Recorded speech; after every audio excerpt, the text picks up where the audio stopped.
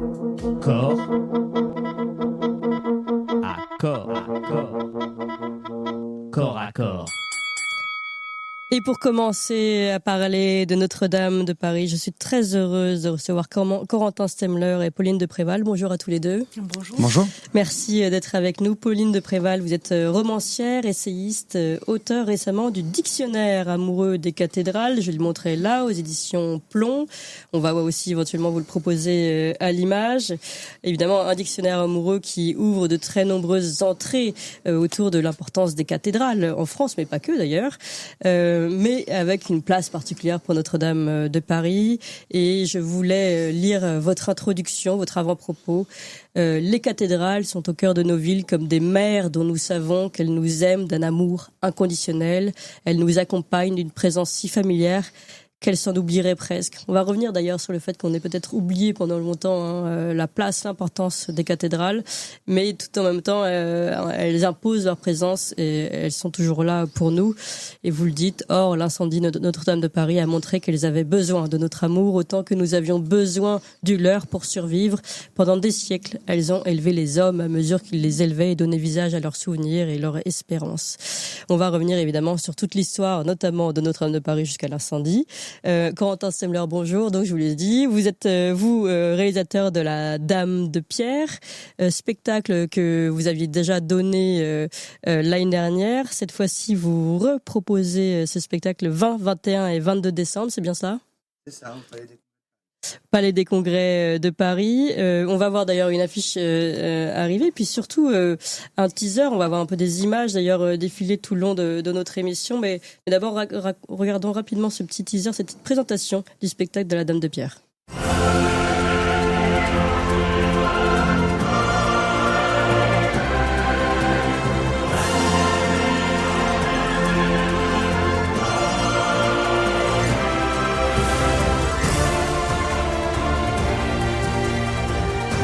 Alors on va continuer de voir les images défiler. Corentin Stemler, un très très beau spectacle puisque je l'ai vu, je peux le dire, qui vraiment remet du sens. Justement, on parlait de la place des cathédrales en France, remet du sens. L'église au milieu du village, on a envie de dire, peut-être là où les Français en ont besoin justement, et anoblit de nouveau l'histoire de Notre-Dame de Paris.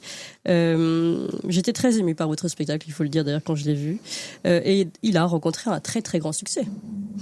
On a effectivement rempli 3 jours le Palais des Congrès de Paris pour les premières représentations. On a commencé ensuite quelques dates en tournée avant là maintenant de revenir à Paris, parce que l'objectif de La Dame de Pierre, c'est pas de le jouer qu'à Paris, c'est d'aller le jouer partout en France, parce que partout en France il y a des Français qui sont attachés à cette cathédrale.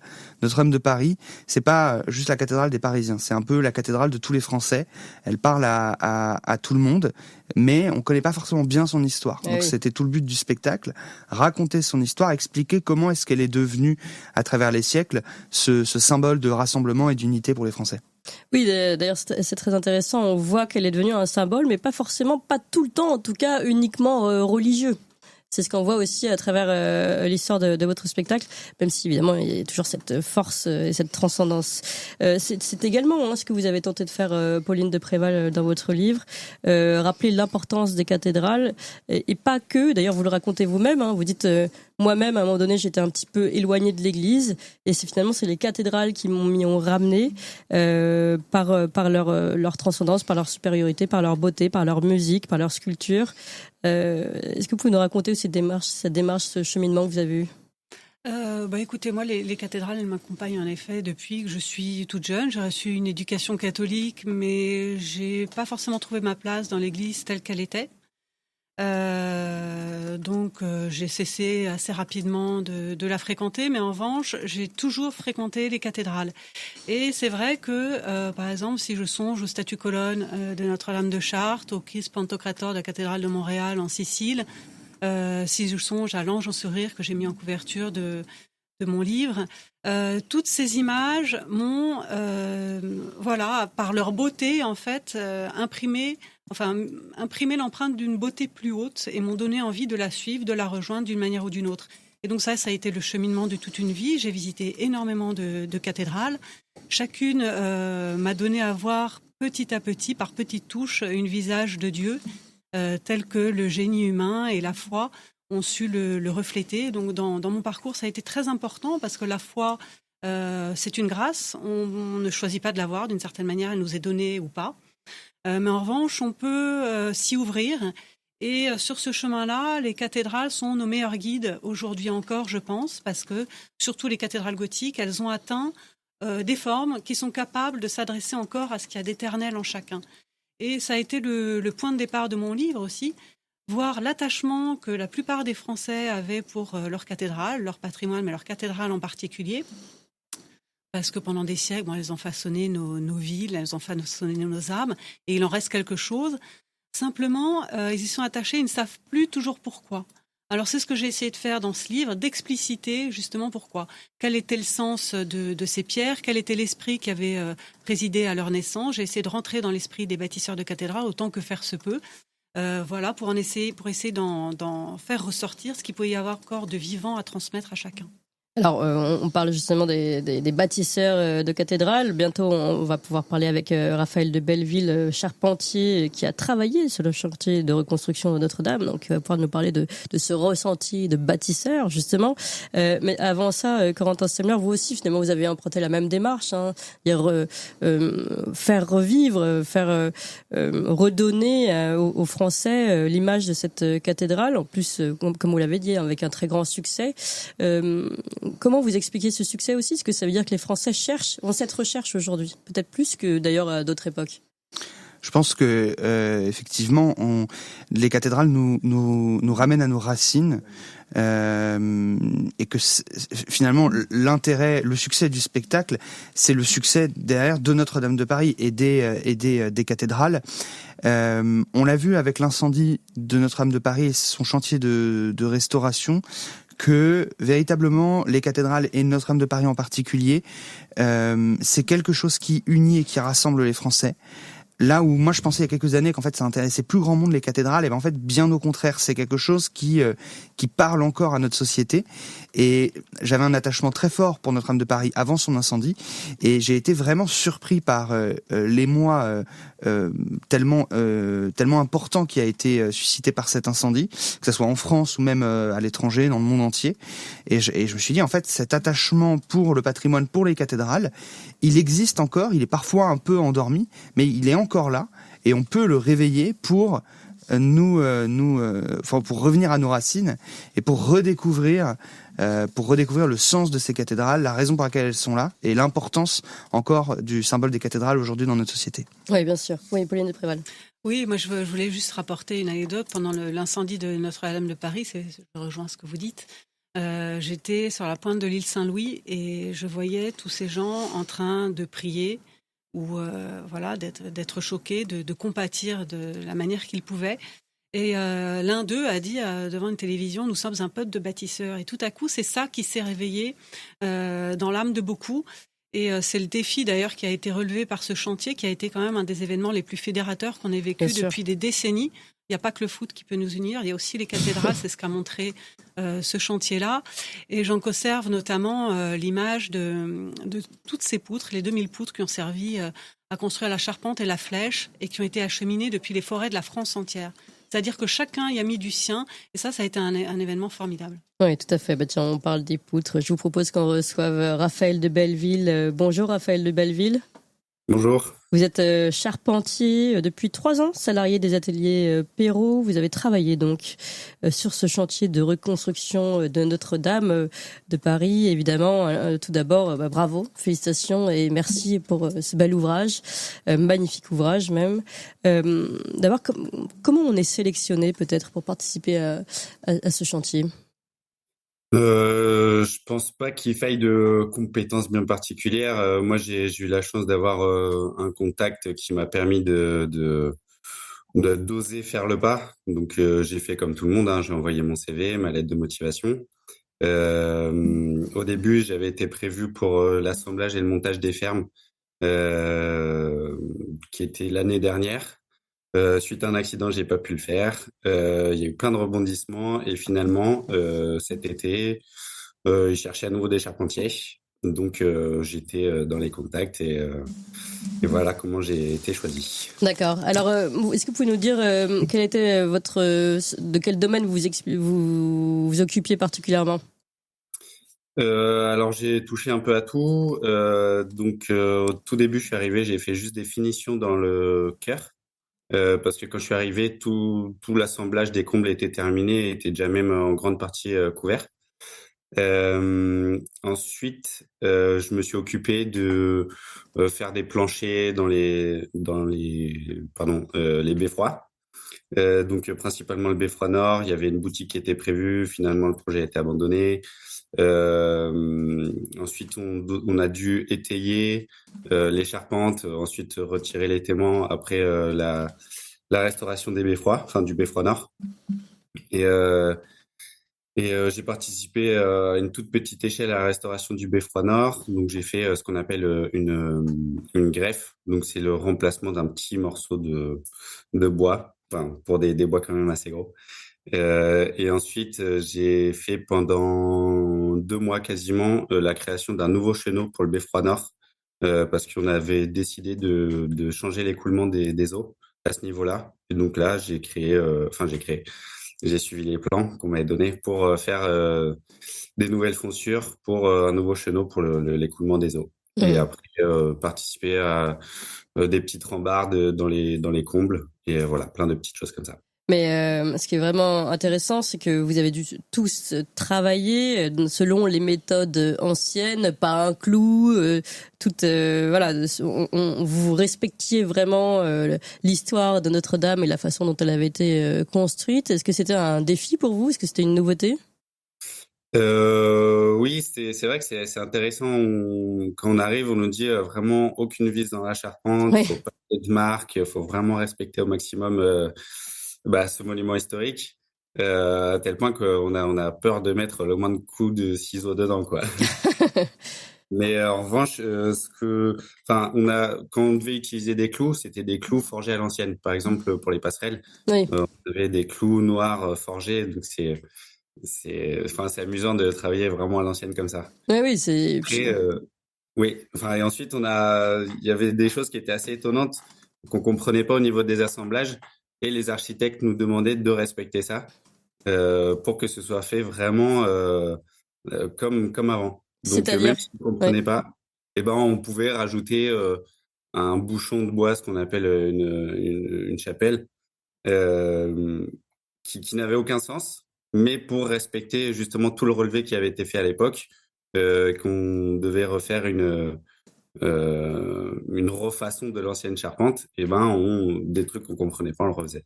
Mais est-ce que il est possible aussi qu'il y ait certaines choses d'ailleurs, est-ce que vous avez aussi appris certaines choses sur les méthodes anciennes, mais vous parlez des bouchons de bois, s'il y a certaines choses que vous n'avez pas compris aujourd'hui, mais qui ont peut-être un sens que vous comprendrez plus tard, ou est-ce qu'au fur et à mesure finalement on a enrichi notre propre science moderne par rapport à ce qui se passait avant et les méthodes de construction?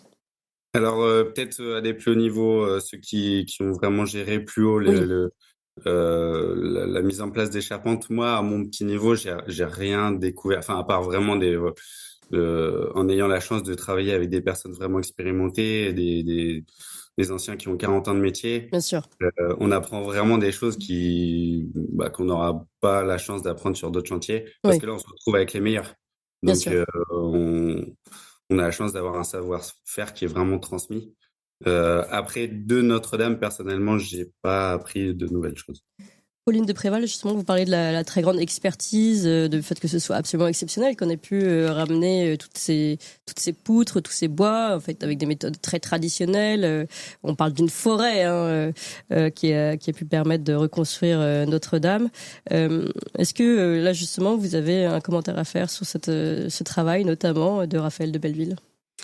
Écoutez, je suis forcément admirative de cela, et je voulais juste préciser que quand on parle de forêt, c'est pas en raison du nombre de chênes qu'on a dû abattre pour la construire, mais parce que ça, vous le direz mieux que moi.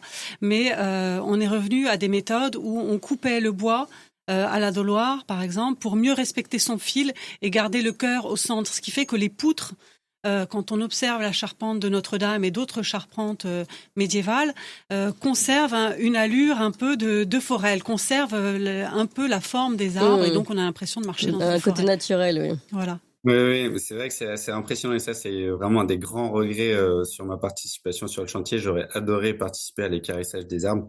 Donc l'équarrissage, c'est partir de la grume, donc cette poutre qui est ronde, et la rendre carrée. Et normalement, c'est ce qui aujourd'hui est fait en Syrie. Donc on vient déligner l'arbre sur toute sa longueur. Et ce qui est amusant, c'est que j'étais déjà intéressé par cette méthode avant sans avoir eu l'occasion d'y toucher. Et ça a été remis en place sur Notre-Dame parce qu'on voulait vraiment respecter le travail des bâtisseurs de l'époque. Et en fait, on se rend compte que même au niveau mécanique, ça a une importance énorme parce qu'on respecte le fil du bois. On vient pas le couper dans sa longueur et on garde une force mécanique qui fait que le bois va travailler différemment. Oui. Quentin Semmler, à travers votre spectacle également, on le voit, d'ailleurs on va revoir des images défilées, vous mettez à l'honneur évidemment ces ouvriers, ces bâtisseurs de pierre, ces charpentiers qui ont construit en 107 ans, vous le rappelez Pauline de Préval, cette cathédrale. Est-ce que comment aujourd'hui vous considérez ce travail des charpentiers notamment, mais de tous ceux qui se sont remis à l'ouvrage aujourd'hui, enfin pour Notre-Dame de Paris, ce travail moderne, mais fait dans le respect de l'histoire de la cathédrale? J'ai beaucoup d'admiration pour les artisans du chantier, que ce soit le chantier du XIIe siècle ou le chantier du XXIe siècle. Oui. Et surtout, dans les deux cas, je suis à chaque fois assez impressionné par et même frappé par l'humilité en fait de ces artisans qui expliquent qu'en fait ils ont fait ce chantier comme ils auraient fait un autre chantier, mais alors que c'est Notre-Dame de Paris et ça sort complètement. Enfin, c'est extraordinaire comme chantier. Je pense que ça a marqué beaucoup d'artisans, beaucoup de compagnons. Et de la même manière que les artisans du XIIe siècle, aucun de ceux qui ont commencé le chantier n'ont vu le chantier terminé. Alors là, on est sur un chantier de restauration qui a duré 5 ans. 5 ans, oui. Donc on n'est pas, voilà, c'est pas la même chose, mais ce respect des méthodes anciennes, le choix d'avoir reconstruit Notre-Dame de Paris à l'identique, et puis surtout cette humilité face à ce monument qui nous a précédés de plusieurs siècles et qui, j'espère, nous survivra aussi longtemps. Je pense que ça crée un état d'esprit qui force l'admiration et qui est complètement à contre-courant de l'esprit général de notre société où on veut tout faire très vite, où on comment dire, être capable de regarder une cathédrale et avec humilité de reprendre les savoir-faire qui ont été utilisés au XIIe siècle, alors que depuis il y a tellement de technologies, de choses qui se sont développées. Eh bien, je pense que c'est un magnifique état d'esprit qu'il faut préserver. On pourra peut-être revenir d'ailleurs un tout petit peu plus polémique sur les peut-être velléités de transformation de certains éléments de la cathédrale, notamment les vitraux, qui ne sont pas nécessaires parce qu'ils n'ont pas été détruits. Question que je vous garde pour après. On reste sur l'humilité de notre charpentier Raphaël de Belleville. Justement, je voulais vous demander, en effet, un chantier magnifique. Quel sentiment aujourd'hui vous éprouvez après avoir pu travailler sur place? Est-ce que vous êtes honoré? Est-ce que vous êtes comment vous ressentez ce travail que vous avez pu faire? Et beaucoup, ouais, comme vous dites, je suis vraiment honoré d'avoir participé à ce chantier. J'en avais vraiment envie, je le souhaitais. On ressent beaucoup de fierté, mais parce qu'on a participé à quelque chose qui nous dépasse vraiment et parce qu'on ne travaille pas pour une simple maison, on travaille pour la maison de Dieu quand même d'une certaine manière. On travaille pour le beau. Et c'est amusant, c'est Henri d'Anselme qui disait ça récemment. Une cathédrale, ça sert à rien. Et en fait, ça sert juste à amener par le beau les gens à la prière et en fait, on construit pas un musée, on construit pas des œuvres d'art qui vont être destinées juste à être regardées, mais qui vont porter les gens vers quelque chose qui les dépasse. Oui. Ça me fait penser, vous parlez de la maison de Dieu. Est-ce que j'imagine que toutes les personnes qui ont travaillé pour la reconstruction de Notre-Dame n'étaient pas forcément chrétiennes? Est-ce que malgré tout vous avez senti comme un engouement, pas forcément religieux, mais une espèce de transcendance se passer pendant ce chantier? Oui, oui, oui. Alors ça dépend des personnes. Peut y avoir toujours une fierté, alors plutôt masculine parce qu'il y a quand même beaucoup d'hommes sur le chantier, mais on voit quand même que dans l'intériorité de chacun, ça les touche, et dès qu'on en parle plus profondément, c'est une chance immense pour chacun, et on sait que quand on va retourner chacun à nos futurs ouvrages, il y aura pas la même dimension, donc obligatoirement ça a marqué chacun parce qu'on sait qu'on a participé à quelque chose qui est unique. D'accord. Pauline de Préval, vous souhaitiez réagir? Oui, moi ce que je voulais dire, c'est que vous parliez de cette beauté qu'on veut créer. En fait, toutes les cathédrales gothiques, leur propos, c'était pas seulement de créer de la beauté, c'est d'introduire dans une présence, de préparer à une rencontre et de rendre sensible en fait la présence divine. Et le point de départ de l'essor des cathédrales gothiques, très souvent, on l'aborde par le biais des technologies. On dit tout à coup, les arcs d'ogives sont apparus avec la combinaison des arcs-boutants, ça a permis d'alléger les murs, d'ouvrir les fenêtres, c'est formidable, ça a été une révolution. Mais pourquoi a-t-on fait ça? C'est-à-dire que les techniques, elles ne viennent que quand une pensée les appelle. En fait, c'est une rencontre entre une pensée et des technologies et des moyens financiers aussi, parce que l'Église à l'époque s'était considérablement enrichie. Elle est apparue aussi, il faut le dire, dans le domaine capétien. Elle a bénéficié du soutien politique des rois capétiens. Et quelle était donc cette pensée qui a fait surgir les cathédrales gothiques? C'était celle des prélats issus de la réforme grégorienne qui voulaient non seulement restaurer la grandeur et la sainteté de l'Église, qui avait été trop longtemps en proie à l'influence des laïcs, mais aussi qui voulaient rendre plus visible la présence divine au cœur des villes et la rendre aussi plus visible du plus loin possible. Et c'est-à-dire, parce qu'on oublie aussi souvent que la grande épopée de l'Église du XIIIe siècle, ça a été la lutte contre les albigeois, qui étaient des manichéens, qui considéraient que la chair, c'était l'abomination complète, alors que le christianisme, c'est justement le Verbe qui se fait chair, donc Dieu qui épouse la chair de l'homme pour y faire rayonner son esprit. Et donc, il s'agirait de rendre visible cette présence. Et il faut rappeler que Notre-Dame de Paris, quand on la construisait, quand Maurice de Sully a lancé son chantier, il venait d'écrire un traité sur le canon de la messe, où il défend la présence réelle du Christ dans l'Eucharistie. Son successeur, qui était sans lien de parenté avec lui, mais qui s'appelait Eudes de Sully, promouvait l'élévation de l'hostie. Donc l'élévation de l'hostie, l'élévation des cathédrales, il y a quand même un lien entre les deux. Les écoles de théologie parisiennes étaient à la pointe du débat théologique sur cette question, et c'est elles qui ont contribué à faire adopter le dogme de la présence réelle du Christ dans l'Eucharistie au moment du Concile de Latran IV en 1215, c'est-à-dire en pleine construction de Notre-Dame de Paris. Donc, les évêques de cette époque ont trouvé une manière d'exprimer cette présence dans la pierre. Les pierres étaient, les cathédrales n'étaient pas seulement des bibles pour les illettrés, comme l'on dit souvent, elles le sont aussi, mais elles n'étaient pas que ça. Tout en elles devait contribuer à manifester une présence, les vitraux, les objets liturgiques, les statues, c'est pour ça qu'il y avait aussi de la couleur. De manière sensible, cette présence devait être rendue sensible à tous. Oui, vous en parlez d'ailleurs vous-même dans votre avant-propos. Vous dites, c'est vous-même, vous avez été nourri, votre foi a été nourrie, vous avez presque été appelé par la musique, la peinture, les sculptures et la liturgie, etc. Donc voilà, il y a cet appel à travers ces objets, ce travail, comme vous le dites, Pauline de Préval. Merci beaucoup, Raphaël de Belleville, pour ce témoignage. Merci encore surtout pour l'ouvrage auquel vous êtes attelé. Le magnifique, évidemment, travail qu'ont fait tous les bâtisseurs du temps moderne de Notre-Dame de Paris. Merci encore d'être intervenu. Corentin Semler, je ne sais pas si vous voulez réagir aussi au dernier témoignage de Raphaël de Belleville. Finalement, bon, c'est vrai que vous l'avez dit, l'humilité d'une époque à une autre, c'est peut-être aussi ce qui nous rejoint et ce qui donne aussi de l'espoir. Je trouve, tout comme d'ailleurs le succès de votre spectacle, on a l'impression qu'il y a une volonté de se réenraciner peut-être, de revenir aux fondamentaux, de chercher le beau, on le disait, de retrouver du sens dans notre société. J'ai l'impression que ce soit par l'ouvrage des charpentiers et par le vôtre, finalement on retrouve cette recherche. Complètement. Et ce que je trouve extraordinaire dans l'histoire récente de Notre-Dame de Paris, c'est que il y a 5 ans, quand on voit Notre-Dame de Paris brûler, on peut pas comprendre en fait le sens de cet incendie. On est juste impuissant, on est choqué, on est dévasté. Et en fait, 5 ans plus tard, je vois aussi tout le bien qui a pu être permis par cet événement.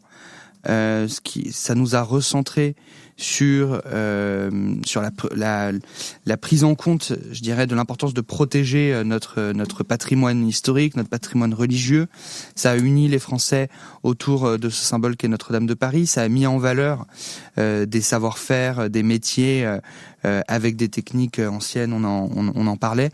Et puis beaucoup d'initiatives culturelles qui ont émergé dans ce contexte.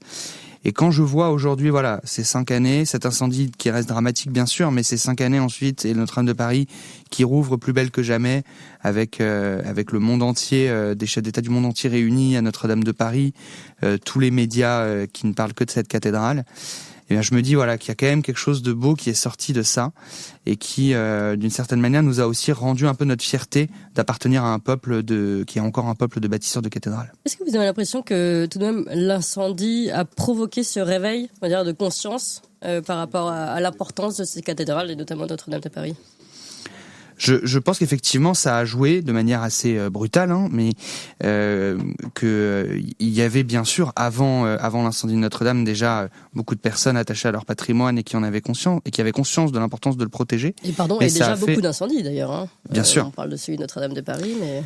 Et ça a fait un peu un électrochoc. Moi, je vais vous raconter une anecdote. Je me souviens très bien que 2 ans avant l'incendie, je discutais avec une personne qui travaillait à Notre-Dame de Paris et qui m'expliquait qu'ils étaient en train de chercher des fonds pour les chantiers de restauration qui étaient prévus. Et ils n'arrivaient pas à boucler le budget. Je crois qu'ils cherchaient 10 ou 15 millions d'euros. 100 millions d'euros. 100 millions. Mais il leur manquait à la fin 10 ou 15 millions d'euros, quelque chose comme ça. Ils allaient aux États-Unis pour essayer de trouver de nouveaux donateurs. Ils ont toqué aussi à la porte de l'Élysée, mais à l'époque, ça n'intéressait pas Emmanuel Macron. Je rappelle l'article du Point. Et ils alertaient sur l'état de Notre-Dame de Paris, et ils n'arrivaient pas à boucler ce budget. Et incendie de Notre-Dame de Paris, en quelques semaines, près d'1 milliard d'euros levés pour reconstruire cette cathédrale, ce qui est évidemment magnifique, mais qui montre quand même qu'on était très en retard, je pense, sur le fait de comprendre qu'il y avait vraiment urgence pour sauver notre patrimoine. Et il y avait, je pense, justement peut-être une habitude de se dire bon, Notre-Dame de Paris, elle est là depuis 8 siècles, elle sera bien là encore demain. Eh bien non, en fait, l'incendie de Notre-Dame nous a fait réaliser que la cathédrale aurait pu s'écrouler.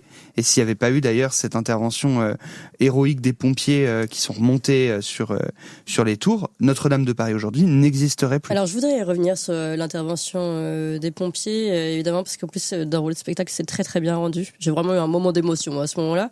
Mais avant, Pauline de Préval, puisque justement on revenait sur cette prise de conscience liée à l'incendie, vous aussi vous considérez que l'incendie, évidemment pour le pire, mais a provoqué cette prise de conscience qui aurait dû être faite avant? Ça, bien sûr. Moi, j'étais partie du constat pour écrire mon livre que les Français étaient très attachés à leur patrimoine. Chacun est attaché à l'église de son village, à la cathédrale de sa ville. Simplement, au niveau des gouvernements, il n'y a peut-être pas le même attachement. Il y a qu'à voir les fonds qui leur sont alloués. Donc ça a été une prise de conscience. La ministre de la Culture a manifesté au moins la velléité de trouver un financement un peu plus pérenne, même si moi je suis pas pour l'entrée payante des cathédrales, mais au moins il y a une volonté de trouver un financement pérenne. Ce qu'il faudrait, c'est qu'après un chantier aussi exemplaire que celui de Notre-Dame de Paris, on s'en tienne pas à une icône qui soit vide à la fois de sens, qu'elle devienne un Disneyland religieux par exemple, et que Notre-Dame de Paris cache toutes les autres cathédrales qui sont dans un état déplorable. Parce que très souvent on intervient beaucoup trop tard. En fait, on les laisse se délabrer et tout à coup, on doit faire des travaux et la facture est très très élevée. Il faudrait intervenir en continu, prendre conscience de ça, et c'est pas si compliqué. Ce qu'a montré aussi ce chantier, c'est que quand on veut, on peut. Moi, je fais pas partie de ceux qui sont moqués du président de la République lorsqu'il a dit on va la rebâtir plus belle dans 5 ans. D'abord parce qu'il fallait pas entièrement la rebâtir. Ensuite parce que la Sainte-Chapelle, elle a été construite en moins de 7 ans. Et simplement, c'est sûr qu'il faut qu'il y ait une volonté. Il y a aussi, on en parle très peu, mais il y a eu tous les verrous administratifs français qui ont volé en éclats à cette occasion. le général Georgelin a fait un travail dont on parle très peu, mais qui a été très important. Comment signer à une vitesse accélérée des contrats avec 250 entreprises, leur assurer d'un paiement, parce que souvent c'est des petites entreprises qui peuvent pas boucler, qui n'ont pas une grande trésorerie. Donc ça a été un exploit administratif aussi. Oui. Donc en fait, ce chantier, c'est bien de le rappeler, ça, parce il nous a donné les recettes de tout ce qui pourrait marcher, c'est-à-dire la volonté politique, le manque d'obstacles administratifs. Il manque la volonté spirituelle. Il faut que l'Église soit à la hauteur aussi maintenant de l'élan qui s'est manifesté et de la soif qu'ont les gens de spiritualité. Combien de gens, après les attentats du Bataclan ou de Charlie Hebdo, sont allés se réfugier à Notre-Dame, qu'ils soient croyants ou non croyants, et même parfois d'autres confessions. Donc l'Église doit entendre cela et être à la hauteur. Et je dirais que l'argent, on a toujours tendance à ne parler que d'argent aujourd'hui. L'argent, il ne fait que suivre la volonté, en fait. Voilà, quand il y a une volonté, l'argent suit. Oui. Volonté politique, et des moyens de financer les cathédrales, on peut en proposer beaucoup. Ouais. Ce qui compte, c'est qu'il y ait un mouvement de fond. Ça, on l'a bien compris. C'est intéressant, vous parlez des regroupements après le Bataclan, après Charlie Hebdo. Et quand on regarde le spectacle La Dame de Pierre, finalement, les regroupements autour de Notre-Dame, ils durent toute l'histoire de Notre-Dame, en fait. Ah, mais c'est le fil rouge du spectacle, en fait. C'est que Notre-Dame de Paris, je le répète encore une fois, mais c'est un lieu de rassemblement et d'unité. Et que tout dans l'histoire de Notre-Dame de Paris le montre. Exemples, par exemple. Et vous avez l'arrivée de la couronne d'épines à Paris, qui est un des plus grands événements, je pense de cette époque, la relique la plus précieuse de toute la chrétienté, qui est d'abord déposée à Notre-Dame de Paris avant d'être déposée à la Sainte-Chapelle quelques années plus tard. Vous avez en fait dans l'histoire même très récente encore, vous parliez du Bataclan, quelques jours après les attentats du Bataclan, il y a eu une messe en hommage aux victimes, dans laquelle étaient présents tous les officiels, il y avait la maire de Paris, le ministre de l'Intérieur. Et l'organiste Olivier Latry joue une improvisation sur l'air de la Marseillaise. Et j'ai trouvé qu'en fait c'était parfaitement approprié à ce moment-là, c'est-à-dire que Notre-Dame de Paris est un édifice religieux avant tout, mais c'est un lieu d'unité qui peut parler et qui peut transcender les Français de manière extrêmement large. Et c'est une vidéo très émouvante qu'on peut voir sur Internet, cette improvisation sur l'air de la Marseillaise lors de cette messe en hommage aux victimes du Bataclan, qui vraiment montre toute la mission de Notre-Dame de Paris. Et la réouverture de la cathédrale qui a été tellement suivie avec évidemment la cathédrale pleine, mais aussi moi j'ai eu la chance d'être à la messe le dimanche matin, la première messe à Notre-Dame de Paris. Et en fait, ce qui m'a le plus marqué, ça n'est même pas tellement la messe, c'est en sortant de voir des milliers et des milliers de personnes qui étaient sous la pluie sur les quais, en train de suivre la messe sur des écrans géants. Et je me suis dit, c'est vraiment ça, Notre-Dame de Paris, en fait. Oui, c'est vrai. Après, il y a des scènes beaucoup plus terribles qu'on peut voir dans votre spectacle, notamment la Révolution, avec les pillages que l'on connaît, les destructions. Donc, Notre-Dame de Paris n'a pas que été encensée par son peuple. Bien sûr, mais elle a jamais laissé indifférent les Parisiens ou les Français. Pendant la Révolution, elle avait été détruite, mais elle a été effectivement saccagée, puis surtout transformée en un lieu de stockage, puis en temple de la liberté et de la raison. Et ce qui est intéressant dans l'histoire de Notre-Dame de Paris au XIXe siècle, c'est que... Je me rappelais plus, le nom, c'est Temple de la liberté et de la raison. Tout à fait. C'est éloquent quand même. Voilà. Et Notre-Dame de Paris était dans un état ensuite assez compliqué au début du XIXe siècle. Et là, il y a Victor Hugo qui est jeune romancier, jeune poète, qui a une idée géniale qui se dit, en fait, si je veux qu'on protège cette cathédrale, qu'on l'entretienne, il faut retisser du lien entre les Français et cet édifice. Et il écrit son roman pour faire connaître et faire aimer Notre-Dame de Paris. C'est exactement ce qui s'est passé. Ça a créé un tel élan d'attachement populaire. Ça a réveillé une nouvelle fois cet attachement qui existe, qui a toujours existé. Mais ça l'a réveillé à un moment où Notre-Dame de Paris en avait besoin et ça a permis les chantiers de restauration de Viollet-le-Duc au XIXe siècle.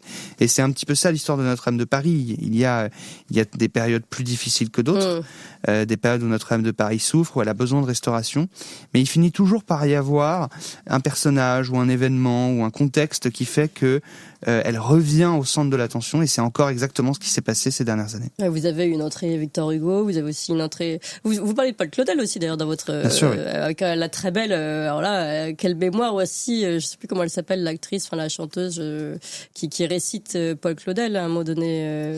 On récite effectivement un poème de Paul Claudel, La Vierge à midi, à la fin du spectacle.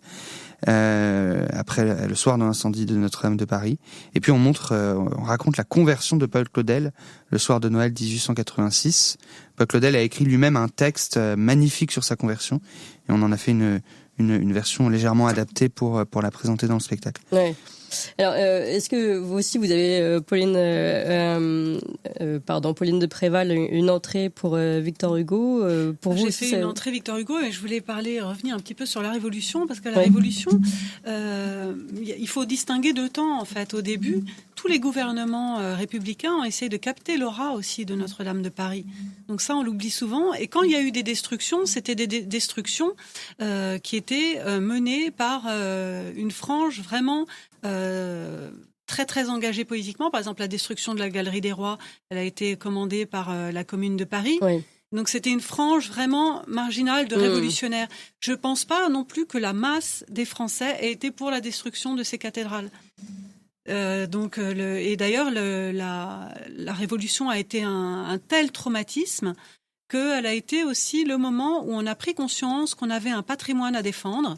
C'est à ce moment-là qu'est née l'idée de défense du patrimoine. Ah d'accord. Donc c'est très ambivalent. Ouais. Il y a eu les fêtes de la raison, il y a eu les saccages, il y a eu le pillage des trésors et surtout la fonte de tous les trésors. Mais il y a aussi la prise de conscience d'un patrimoine, d'un héritage à défendre. Alors justement, la prise de conscience, oui, vous souhaitez en fait, en vous écoutant, je me dis que Notre-Dame de Paris, c'est comme si c'était un point de base, un équilibre, et que dès qu'il y avait un excès, il y a une réponse en fait dans l'autre sens, inversement proportionnel. Et c'est d'ailleurs ce qui fait que Napoléon a choisi Notre-Dame de Paris pour cadre de son sacre. Et c'est lui qui a fait de Notre-Dame vraiment la cathédrale centrale. Elle a toujours été centrale dans le pays, mais officieusement. Après la Révolution, elle ne souffrait plus de la concurrence de la cathédrale de Reims, qui était la cathédrale des Sacres. Elle souffrait plus de la concurrence de la basilique Saint-Denis, qui était une nécropole royale. Et elle est devenue la cathédrale nationale. Alors allons justement parce qu'elle unissait la tradition de l'Ancien Régime et de la Révolution. Oui, il a voulu réunir tout ça dans cette Napoléon, cathédrale. Victor Hugo et Eugène Viollet-le-Duc aussi, qui a restauré la cathédrale en faisant la part belle à tout un fantastique hugolien, notamment dans les parties hautes avec ses gargouilles et ses chimères, ont été les trois personnages qui ont permis à Notre-Dame d'écrire une nouvelle page de son histoire après la Révolution. Mais toujours en respectant l'ancien. En fait, c'est toujours l'alliage de l'ancien et du moderne, enfin moderne de l'époque. Oui, alors Victor Hugo, il a écrit un roman magnifique, mais très très faux sur le plan historique aussi. Donc cette remise au goût du jour repose aussi sur de nombreux mensonges historiques. C'est-à-dire, par exemple, c'est quoi écoutez, il écrit à une époque, déjà c'est Notre-Dame 1432, donc il n'écrit pas au moment de l'apparition de Notre-Dame. Et c'est assez paradoxal d'ailleurs ce roman Notre-Dame de Paris, parce que Notre-Dame en est le personnage principal, en même temps que jamais on entre vraiment dans la cathédrale. On reste toujours dans les tours, dans les marges. Donc lui, il fait vivre le mouvement des marges. Oui. Voilà. Et là-dessus se sont projetées les images de la Révolution de 1831, où le peuple a pris d'assaut l'archevêché. Et donc, il y a une confusion qui s'est faite à ce moment-là entre l'image révolutionnaire, l'image de la cour des miracles qui venait délivrer Esmeralda, et elle a pris une tournure plus populaire. Mais quand Victor Hugo en fait un édifice laïque qui allait contre l'esprit des prêtres, où toute liberté était donnée à l'artiste, qui compare d'ailleurs cette liberté à la liberté de la presse, c'est quelque chose d'absolument faux. Les artistes, les imagiers médiévaux travaillaient en harmonie totale avec le clergé, même si on leur donnait une liberté aussi dans les marges, justement, dans les gargouilles, dans les animaux, la représentation de la faune, de la flore, tout ce qui était plus marginal. En fait, il a un peu projeté. Il a projeté une vision en fait post-révolutionnaire sur un édifice construit au XIIIe siècle. Et qui avait grandi ensuite, mais avec toujours une harmonie justement entre les artistes et le clergé. Corentin Semler, vous aussi, vous l'avez fait vivre à travers votre spectacle, cette cour des miracles d'ailleurs. Comment vous avez pu, tout en reprenant et en retraçant cette histoire projetée par Victor Hugo, et en même temps tout en restant dans la réalité historique? Alors, on n'évoque pas vraiment la Cour des miracles, on évoque le roman de Victor Hugo avec Quasimodo et Esmeralda. Oui. On l'évoque comme un des événements, si je puis dire, en tout cas une des périodes importantes pour Notre-Dame de Paris, parce que, indéniablement, on l'a dit, le roman de Victor Hugo a joué un rôle majeur dans le développement de l'attachement des Français pour la cathédrale, et surtout le rayonnement de Notre-Dame de Paris dans le monde entier. Aujourd'hui, c'est une des raisons, hein, c'est pas la seule, mais si dans le monde entier, il y a des personnes qui connaissent Notre-Dame de Paris et qui aiment cette cathédrale, pour beaucoup, la porte d'entrée, ça a été l'œuvre de Victor Hugo et ses dérivés, comme la comédie musicale Notre-Dame de Paris. Et je voulais revenir sur Viollet-le-Duc quand on parlait des restaurations de Viollet-le-Duc. Ce qui me semble important, c'est que Viollet-le-Duc, quand il restaure Notre-Dame de Paris au XIXe siècle, il fait des choix parfois, notamment quand on parle des gargouilles, etc., que n'auraient pas fait les bâtisseurs de cathédrales du XIIe siècle. Cependant, quand vous rentrez dans Notre-Dame de Paris, que vous voyez les restaurations de Viollet-le-Duc, l'œil profane, donc l'œil qui n'est pas spécialiste en histoire du patrimoine, histoire de l'art, pourrait croire qu'il est dans une cathédrale qui a été entièrement bâtie au XIIe siècle. Et en fait, c'est ça, je pense, qui doit être la ligne conductrice des travaux de restauration, c'est qu'il doit y avoir une harmonie globale et ne jamais chercher d'effet de rupture. Si on venait aujourd'hui, au XXIe siècle, où vous parliez des vitraux, je ne sais pas ce qui va être fait pour les vitraux, mais il faut que ça soit à la hauteur de Notre-Dame de Paris, il faut que ça soit très beau. Si l'idée, c'est de faire quelque chose qui soit en rupture pour que dans les siècles qui viennent, on puisse voir ces vitraux et dire « Ah bah ça, c'est le XXIe siècle », ça, je pense que c'est de l'orgueil et que c'est une erreur. Il faut s'inscrire dans la continuité du monument. Et on peut faire des choses qui marquent un petit peu, des choses propres à l'époque, mais qui restent quand même avec une certaine cohérence et une harmonie par rapport à tout ce qui s'est fait avant. On a vu certains des vitraux qui pourraient être pressentis, des auteurs de vitraux en tout cas, qui ne sont pas forcément tout à fait en accord avec la cathédrale et ce qu'elle représente aujourd'hui. Mais bon, pour le moment, comme vous l'avez dit, rien encore n'a été tout à fait établi. Est-ce que, Pauline de Préval, vous souhaitez réagir aussi justement à cette question des vitraux ? Moi, je comprends que beaucoup s'arc-boutent en fait sur. Déjà, ces vitraux, il faut dire qu'ils prendront place dans des chapelles qui ont été conçues par Eugène Viollet-le-Duc pour que la lumière s'harmonise avec les peintures murales. Donc, les vitraux forment un tout avec les chapelles. Donc, je vois pas pourquoi on devrait les dénaturer. On les aime ou on les aime pas. Elles sont comme ça. Éventuellement, on pourrait en mettre ailleurs.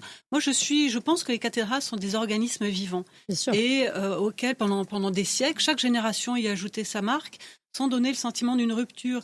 Ce qui fait qu'on a l'impression d'assister à une croissance organique et de rencontrer un grand être collectif, en fait, à travers lequel on rencontre le Christ, mais aussi toutes les générations qui nous ont précédés. Donc moi, je suis tout à fait pour continuer cette...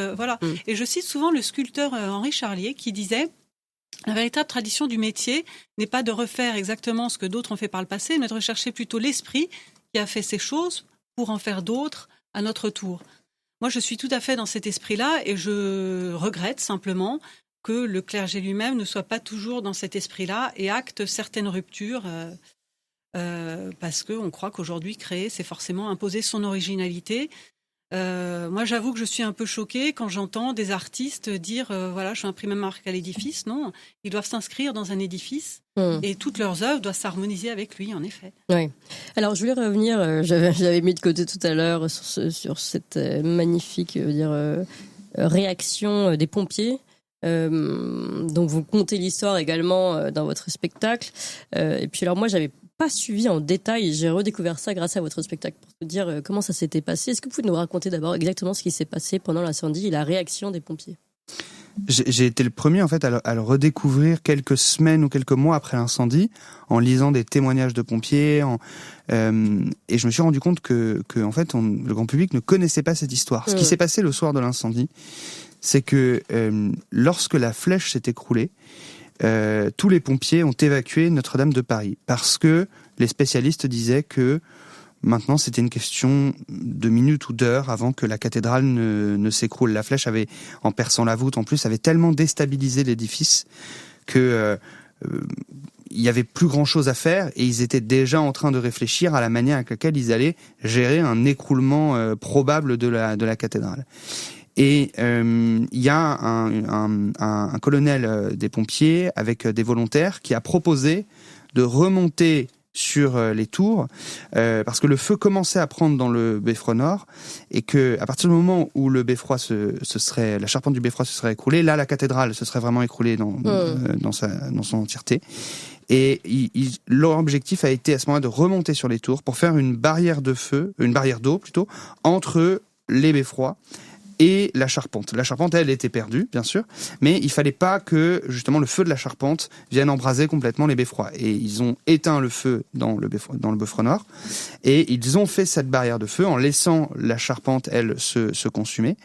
Et ils ont véritablement sauvé Notre-Dame de Paris de l'écroulement à ce moment-là, et on peut le dire en fait au péril de leur vie, parce qu'il y avait un risque avéré d'écroulement, risque d'ailleurs qui a perduré ensuite pendant des semaines et des semaines sur le début du chantier de restauration. Il y a des documentaires qui le montrent très bien.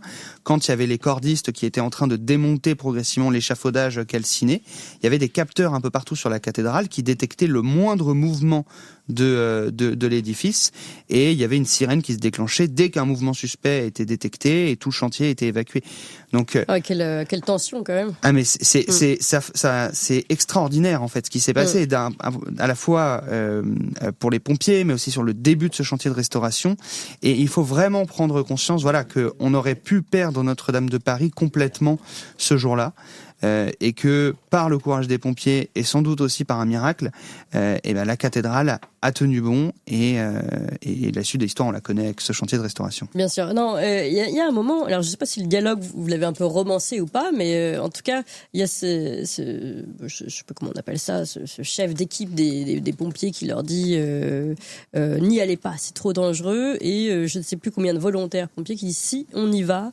Je sais que nous pouvons le faire, et nous prenons notre responsabilité. Il y a vraiment eu cet échange ou pas, ou vous l'avez un peu romancé? Je me suis appuyé sur les témoignages écrits et documentaires des pompiers, ensuite en adaptant effectivement un peu le dialogue, mais en tout cas l'histoire c'est quand même celle-là. Effectivement, tous les pompiers ont quitté l'édifice. Il y a une quinzaine de volontaires qui sont prêts à remonter. On voit même dans un documentaire le général Gontier, il me semble, qui présente au président de la République Emmanuel Macron ce plan un peu de la dernière chance. Emmanuel Macron comprend qu'ils sont sur le point de risquer la vie de ces hommes, mais qui sont volontaires pour faire cette opération, et qui dit écoutez, allez-y. Ça s'est vraiment passé comme ça. Donc au mot près, effectivement, dans les dialogues du spectacle, c'est peut-être pas exactement ce qu'ils ont dit, mais en tout cas c'est quand même tout à fait l'esprit. Quand vous êtes prêt à risquer votre vie pour sauver une cathédrale, c'est que c'est un peu plus que juste un joli tas de pierres. C'est exactement ça. Dans les cette cathédrale, elle a une âme. Ému. Ils disent mais vous n'avez pas risqué votre vie pour des pierres. Ils disent, ce sont pas des pierres, c'est Notre-Dame. Ouais. Voilà. Et c'est vrai que c'est vraiment ce qui s'est passé. C'est-à-dire que là on a des hommes qui sont allés se battre pour quelque chose qui ne représentait pas qu'un tas de pierres pour eux. Et c'était un peu le message, je pense, de cette émission, de votre livre, Pauline de Préval, le dictionnaire amoureux des cathédrales. Ce ne sont pas que des pierres, évidemment le sens de votre spectacle aussi, Corentin Stemler. Et là, on se rend bien compte à travers ce sacrifice, ce sacrifice. Oui, c'est ce sens du sacrifice qu'ont eu les pompiers à ce moment-là. D'ailleurs, c'est encore l'occasion pour moi, en général, de féliciter encore une fois le travail des pompiers qui est rendu de plus en plus difficile aujourd'hui. Et on voit la beauté du geste. Ouais. Sur les pompiers, ce qui me frappe aussi, c'est encore une fois cette humilité. C'est ça, non, mais justement, je voulais reconclure là-dessus. Ils ont tous dit qu'ils avaient juste fait leur métier, et je pense d'ailleurs que ça désespérait un peu les médias qui voulaient avoir des interviews du héros qui a sauvé Notre-Dame, et les pompiers disaient mais on a juste fait notre métier en fait. Et c'est encore une fois, c'est un état d'esprit comme celui des artisans du chantier, dont on devrait s'inspirer, parce que c'est un état d'esprit qui est tellement sain et tellement à rebours parfois de ce que porte la société. C'est finalement un message plein d'espoir, porté par ces bâtisseurs, porté par ces pompiers, porté par les cathédrales, et porté par ce que vous tentez de transmettre aussi à travers vos ouvrages. Pauline de Préval, est-ce que vous avez justement... Oui, moi j'ajouterais juste le mot de Rodin qui disait que les cathédrales sont notre âme en ce qu'elle a de meilleur. Voilà. Oui. C'est tout. Et pour moi, c'est pas uniquement des tas de pierres, ce sont des miroirs en fait qui nous renvoient ce que nous portons de plus haut. Et leur force, c'est d'articuler justement la construction de pierre, la construction de soi et la construction sociale. Et ces miroirs, on a intérêt à les entretenir parce que ils sont vivants. Chaque génération doit aussi prendre sa part. C'est ce qu'a montré cet incendie. C'est-à-dire que elles ont besoin de notre amour autant que nous avons besoin du leur, comme je le disais. Oui. Et donc, j'espère que maintenant, on enverra tous ces chantiers, on enverra tous ces artisans d'excellence pour refaire les cathédrales qui méritent d'être refaites en France sur un grand plan cathédral annoncé. Merci beaucoup à tous les deux. Pauline de Préval, je rappelle votre livre, Le Dictionnaire amoureux des cathédrales, aux éditions Plomb. Voilà, et on le voit apparaître ici à l'antenne. Corentin Semmler, La Dame de Pierre. Alors rappelez-nous les dates à Paris, et puis il n'y a pas qu'à Paris, vous allez voyager après. Alors là, on est du 20 au 22 décembre au Palais des Congrès de Paris. Il reste encore quelques dernières places, donc on peut réserver sur ladamedepierre.fr. Un très beau spectacle familial avant Noël. Ça s'adresse à tous les Français qui aiment leur patrimoine, qui aiment leur histoire, qui aiment leur culture. Et on va ensuite jouer à Dame de Pierre en tournée. L'année prochaine, on sera le 5 octobre au Zénith de Nantes, le 23 novembre au Zénith de Lille et le 21 octobre à l'Arca Arena à Bordeaux. Et on continuera après notre tournée en 2026. Pareil, la billetterie est sur ladamedepierre.fr et dans un premier temps, Palais des Congrès de Paris dans quelques jours. C'est bien noté, merci beaucoup à tous les deux. Merci à vous tous sur Toxin. Comme toujours, on est très très nombreux, mais il manque